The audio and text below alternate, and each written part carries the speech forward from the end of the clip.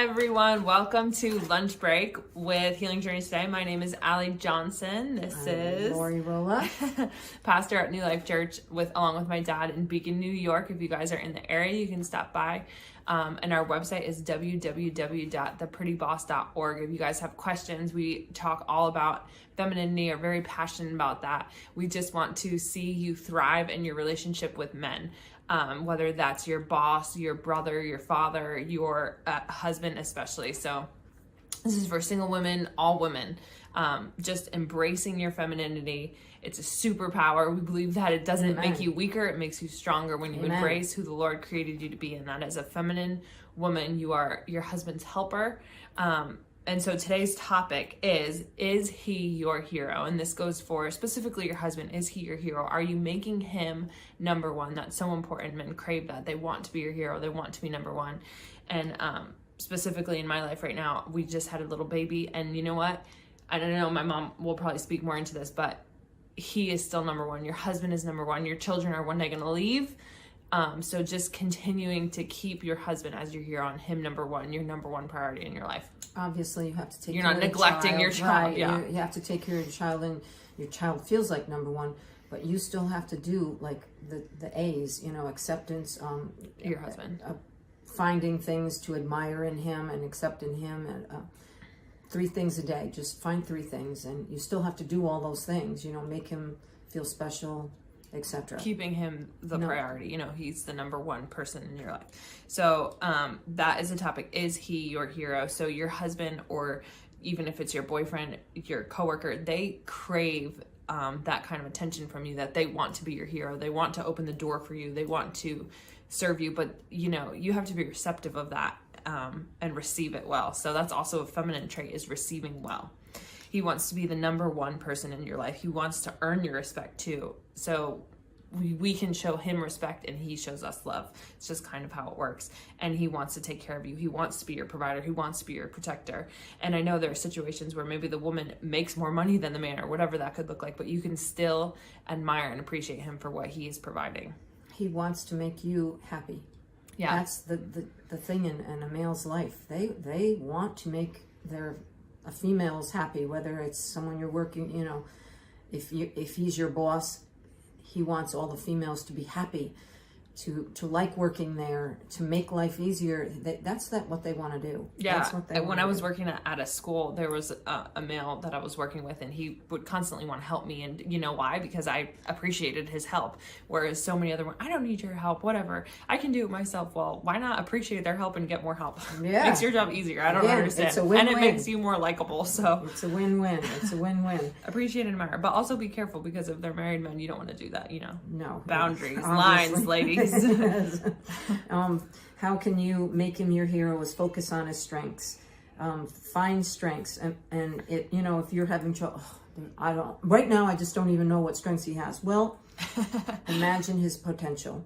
Again, Call it the best in him. Right, he's righteous with God's righteous, right in God's eyes. So if he's right in God's eyes, make him right in your eyes. And the Lord will help you. He'll help you to find that potential. And it's there. Sometimes we've been focusing on the negative too much, and we're having trouble finding the positive, but God will help us to imagine his potential. Constantly look for proof that he's your hero. And if you say, first thing waking up, Holy Spirit, yesterday wasn't so good. I am going to need help today finding proof that he's my hero. Guess what? He's going to answer that prayer. And you're going to find something. You're going to find several things. Yeah, and maybe she's been married for almost 38 years, or 39. What was it? 39. 39. But I just got married, and I could see how you can get into a routine of not appreciating him as much as you did before. But I know I wanted to be married for so long, and just something the Holy Spirit's reminding me of as I'm like feeding my child in the middle of the night now, just looking over like, man, this is what I had wanted and hoped for and dreamt of for so long. Like, don't forget how long you waited and how your life is so beautiful because of this man that the Lord's provided for you. Like, there's so much to appreciate about this miracle next to you. And that's perfect when you wake up. She thought all those things. So when they wake up, when he wakes up in the morning, man, I have such a great life. Thank you so much, Zaina. I just love you. I was looking at you last night. Work on You're verbalizing so strong. it. I was looking at you laying there, man. They were broad shoulders. Whatever. the Holy Spirit will help you. He'll help you and I think it's like that. That's something the Lord's been helping me with too, is it's a very vulnerable thing when you actually verbalize it. Like, it's one thing to be thinking about it, but it is very vulnerable when you actually have to say it out loud. And that's actually a feminine superpower as well, that we've been talking about, being vulnerable. It's hard, but it's worth it for your relationship. And the more you do it, the more masculine he becomes. And the easier it will get to flow, because you'll see. Practice. Wow, this is working. It is. He's doing it back. Like, this is awesome, this relationship. Yeah, something you can do if it is really hard to verbalize it. If you're not used to being vulnerable, maybe, we've been taught not to be that way as females, and really it is who we are. We are vulnerable, more vulnerable, whatever. But maybe if that is hard, you could practice just writing it. Sometimes I'll just text it because I'm like, I can't say it, I'm too scared, whatever. You could just write a note or text it or whatever, and then eventually you'll be able to say it easier. And trust God. Trust God. Yeah. Good one, Mom. And something else, he wants to be your hero mentally and emotionally too. He's strong mentally and emotionally, and you can point that out. I was thinking of an example. I get so sad when I see like dying animals. And we were driving, and there was a dead dog on the side of the road, and I had already seen it, but my husband was like, "Oh, don't look over there," and I had already saw it, and I'm like crying. But he's like so strong, just even in that way, where he is like emotional strength too, and just pointing those things out. Like, he's your hero in every way. He's emotionally strong, he's steady, stable, and you can count on him. And just thinking of those things and admiring those things and speaking those things. Silly things too, like we watch, typical Hallmarky type movies, and when it gets to a sad part, I know my husband will look over, "Are you crying yet?" And yeah, give me he'll have the tissue ready to give it to me, and it's just fun little things too. It's kind of endearing, really, whereas growing up I was like, I'm not gonna cry, I don't cry, I'm strong. But really it's a feminine trait to be so caring about the situations that you show those emotions. Yeah, not everybody cries. Right. I am a crier. It was fine. And you can allow him to comfort you and calm your fears, and just allow him to step up as your hero even in those ways. Allow him to be your hero even with small things. I know we've said it a million times. Opening a jar for you or something. Sometimes, I try and open it. I really do. And if it's a little too tough, why should I continue? Here, would you open it for me? And then you can just say something like, "Wow, that was easy."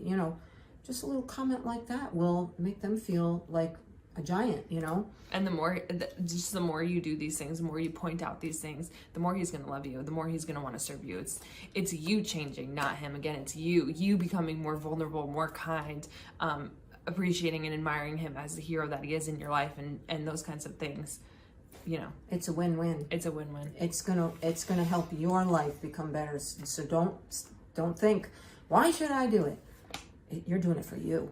You are doing it for you. And remember, this is how God, where our brains, everything's different. The two become one. You complement each other. And God's going to help you. He really is. He's right there for you. The Holy Spirit is right there for you. Yeah. And just to end it, I was just thinking about how so many women want to be married and have children and things like this.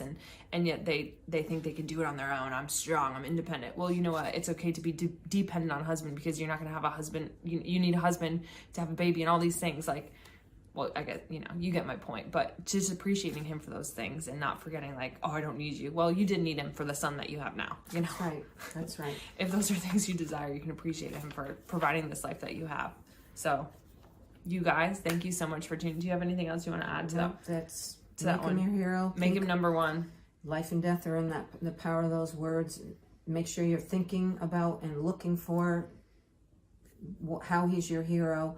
And the Holy Spirit's gonna help you. Yeah. You're gonna find him. And if you are in the children-bearing stage of life, I think something I learned from my mom that is so important, we talked about a little bit, is keeping him number one, because eventually your kids are older. I live in Charlotte, they live in New York. Like my other brother lives in Massachusetts or New Hampshire. They're in New York again. So your children are gonna leave, and you're gonna be with your husband until you die. Until death do you part. Until death do us part. That relationship is your number one priority above your friends, above the rest of your family. He's the number one priority, your hero. So You guys, thanks for tuning in. www.theprettyboss.org. If you have any questions, we'd love to talk to you. We'd love to see your marriage thrive. The Lord has that for you, no matter how long you've been married, or if you want to be married. The Lord has a blissful marriage for you beyond what you could think, imagine, believe for. He's so good. He's so faithful, and he has that for you. So we are believing with you. Amen. You guys,